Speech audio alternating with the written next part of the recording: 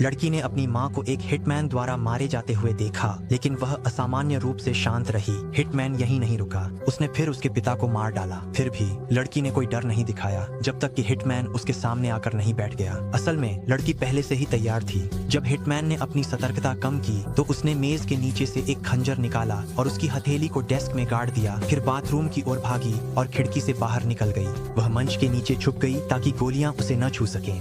फिर लड़की ने एक चिप अपने मुंह में डाल ली। यही तो हिटमैन चाहता था।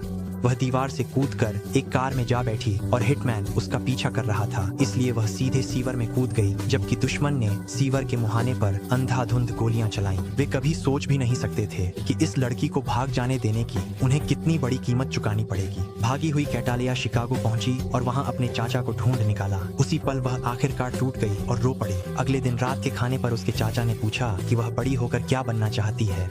उसने जवाब दिया, हिटमैन। एक दिन वह अपने माता पिता का बदला लेगी। 15 साल बाद 2 पुलिस अधिकारी अपनी कार में खाना खा रहे थे। तभी अचानक एक सेडान आकर उनकी कार से टकरा गई। एक नशे में धुत और आकर्षक महिला बाहर निकली। पुलिस ने उसे दबोच लिया और उसकी गर्दन में एक हार नजर आया। वह वही छोटी लड़की थी, सालों पहले की कैटालिया। पुलिस ने कैटालिया को जेल भेज दिया, जो ठीक वही था जो वह चाहती थी। उसने उसी रात एक कैदी की हत्या करने की योजना बनाई थी। रात में कैटालिया ने एक ब्लैक ऑफ सूट पहना, कुशलता से हेयर पिन से जेल की कोठरी का ताला खोला, दीवार पर लगे मॉनिटर को हटाया, फिर एक कॉफी चम्मच और एक गिलास पानी लेकर इलेक्ट्रिकल रूम की ओर बढ़ गई। सबसे पहले उसने वेंटिलेशन वेंट खोला, इलेक्ट्रिकल रूम के स्विच में चम्मच फंसा दी, फिर पानी के गिलास में छेद कर टाइमर शुरू कर दिया। आखिर में वह वेंटिलेशन शाफ्ट में चढ़ गई और घूमते हुए एग्जॉस्ट फैन के पास इंतजार करने लगी। जब चम्मच में पानी भर गया और तारों पर टपकने लगा तो जेल की बिजली तुरंत चली गई और फैन घूमना बंद हो गया। उसने उसी पल का फायदा उठाकर रेंगते हुए निकल गई। ठीक उसी समय कैदी की निगरानी कर रहे पुलिसकर्मी बाथरूम में चले गए। कैटालिया अचानक उसके पीछे आकर उसे लात मारकर गिरा देती है। फिर वह बेहोश अधिकारी को घसीटकर जेल के दरवाजे तक ले जाती है। सेल में दुश्मन को बंदूक की नोक पर शर्ट उतारने को मजबूर करती है,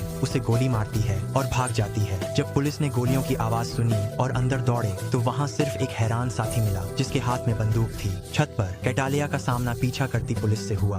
वह इमारत के किनारे से पलटकर छत के बाहर लगी रेलिंग को पकड़कर लटक गई ताकि पकड़ी न जाए, और फिर पुलिस की जांच से पहले अपने भेष बदलने के लिए अपनी सेल में लौट आई। उसने सभी को सफलतापूर्वक धोखा दे दिया। अगले दिन FBI इंस्पेक्टर रॉस शिकागो पहुंचे।